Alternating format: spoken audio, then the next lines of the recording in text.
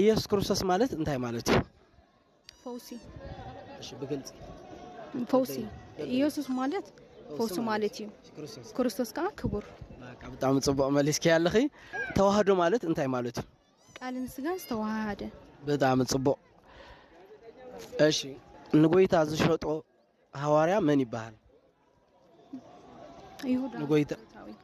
ይሁዳ አስቆሮታዊ አይተኸልክም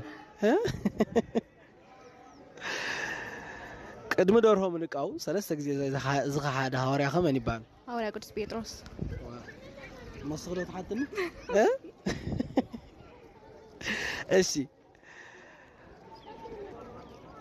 ክህደት በመን ተጀሚሩ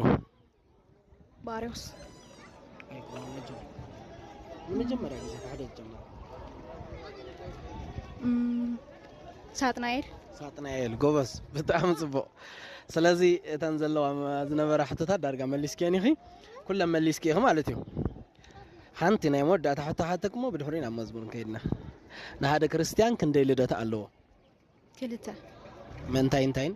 መጀመሪያ ብስጋ ይወለድ ማለት እዩ ካብ አዲኡ አቦና ደን ምሰበሎ ብስጋ ይወለድ እቲ ኻላይ ድማ መንፈስ ቅዱስ ማለት እዩ ጸጋ ጥምቀት ምስተአመጣ ወልድነት ክርስቶስ ይረክብ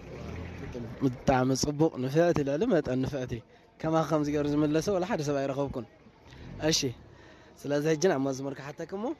እዚያ መዝሙር እንድሕር ዳወዲኽያ ተዓባይ ስልማት ተወስደይኸ ማለት እዩ ሓራይ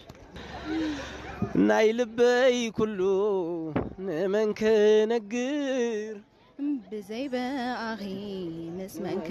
ماخر نايدخومات متقعيتي غي حزن جنكتي ترحق الليغي بتعمل صفوق بتعمل فعتي تانكيو حراي نزيا حداش عباي اشي تانكيو ارس صاحبتي لازم ملسكم ولو اذا سالزي تسلم كلخي تانكيو حراي يغني لي اشي እሺ መጀመሪያ ስም ከነጋርኒ ሉዋም ሓራይ ሉዋም ሓፍተይ እንድሕር ዳመሊስክ ስልማት ኣለኪ ሓራይ ናይ ሓድሽ ኪዳን ናይ ኢየሱስ ክርስቶስ ስም ክንደይ ወይካ ናይ ሓድሽ ኪዳን ናይ ኢየሱስ ክርስቶስ ስም ዓቕሙ መልስ እዩ ከድገመለ ናይ ኢየሱስ ክርስቶስ ስም ካብ ናይ ኢየሱስ ክርስቶስ ኣስማት ሓደ ክልተ ሰለስተ ንገርኒ ብዘይካ ኢየሱስ ክርስቶስ ማለት እዩ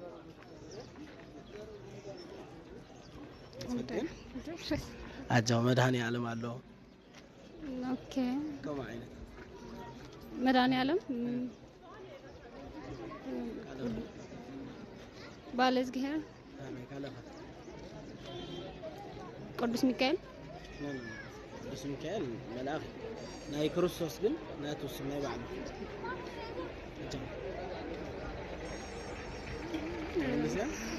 እሺ ሓራይ انا صقم يولن እሺ ናይ ምን ስጋ ተበለይ ናይ መድኃኔ ኢየሱስ ክርስቶስ ናይ መድኃኔ ዓለም ናይ ኢየሱስ ክርስቶስ ወጥባል ነው ንሳ እንዴት ተመልሲ ናይ ኢየሱስ ክርስቶስ ስጋ ሊና ንበለ ግን ናይ እግዚአብሔር ወልድ እግዚአብሔር ወልድ ናይ እግዚአብሔር መንፈስ ቅዱስ ናይ እግዚአብሔር አብ ናይ ምን ንበለ ናይ መድኃኔ ዓለም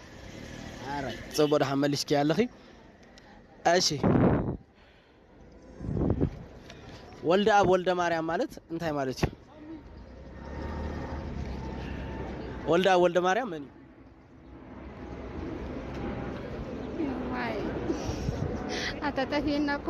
አይተፈልጥን እሺ አጃው ወልደ አብ ወልደ ማርያም ዝባሃል ማን መላክ እዩ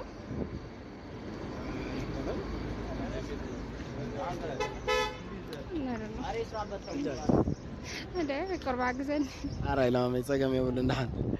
እሺ አራይ ንሄዋን አዳምን ካብ ገነት ከባረሩ ዘሰሓቶም ኣብ እንስሳ ሓዲሩ ዘሰሓቶም መን እዩ እቲ እንስሳ ከመን እዩ ዘሰሓቶም ተመን እዩ እቲ እንስሳ ተመን እዩ እሺ በጣም ጽቡቅ ኣብቲ እንስሳ ሓዲሩ ዘሰሓቶም ከመን እዩ ሰይጣን በጣም ጽቡቅ ንፈአቲ